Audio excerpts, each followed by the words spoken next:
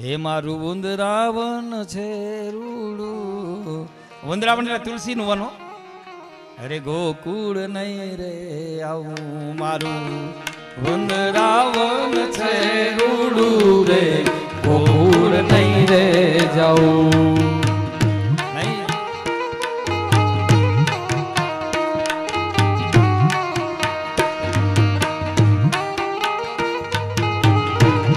તમારા ઘરની આસપાસ બીલીપત્ર વાવો, તુલસી પત્ર વાવો. તુલસી માત્ર પૂજન માટે નથી, તુલસી તમને આરોગ્ય પ્રદાન કરે છે. તુલસી હેમરૂપાચ રત્નરૂપાચ મંજરી, ભવ્ય મોક્ષ સદા હરિપ્રિયમ. ભગવાન વિષ્ણુને પ્રિય તુલસી છે. અને જ્યાં વિષ્ણુ ભગવાન હોય ત્યાં ભગવાન નારાયણ આવે ને આવે. અને નારાયણ આવે એટલે કોણ આવે?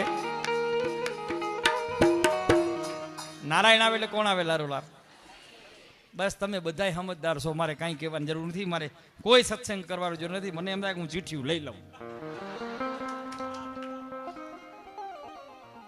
તમારા આંગણામાં તુલસી હરીભરી હશે, લીલીછમ હશે તો લક્ષ્મી ઓટોમેટિક આવશે, ધંધો રોજગાર ઓટોમેટિક ચાલશે.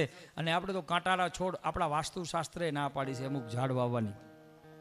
એલોવેરા ઘરમાં ન વવાય, ગુલાબ ઘરમાં ન વવાય, બોલો, થોર ઘરમાં ન વવાય, છીર નીકળતા ઝાડવા ઘરમાં ન વવાય, આંબો આંબલી વડ પીપળ ઘરમાં ન વવાય. તમે તો ઘર આંગણામાં એવા બધા ઝાડ વાવી મૂક્યા છે.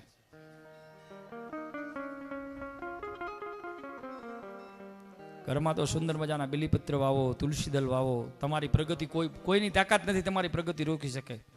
90% વાસ્તુ દોસ્તો તમારા ઘરનો, તમારા ઘરમાં આવા છોડ હશે ને તોય એમાં ભગવાન રણછોડ આવીને રોજ વાસ કરશે અને તમારો બેડો પાર થશે. આવા છોડ, તુલસીનો છોડ છે, બીલીપત્રનું વૃક્ષ છે. બીલીપત્રના માત્ર રોજ દર્શન થાય, સ્પર્શ થાય, કોઈ દી પાપ ઘરમાં આવે જ નહીં. દર્શનમ બિલ્વૃક્ષમ સ્પર્શનમ પાપનાશનમ અઘોર પાપ સંહારમ એક બિલ્વ શિવાર્પણમ.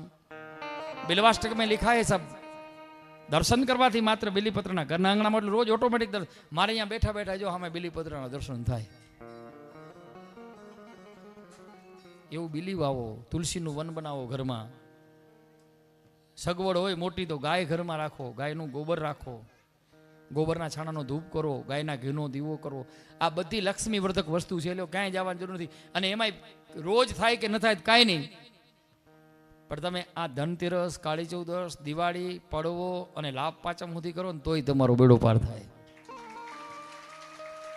પણ આ કળિયુગનો માનવી તો જ્યારે તહેવારો આવે ને ત્યારે જ ઘરને તાળા મારીને ફરવા જતા રહે.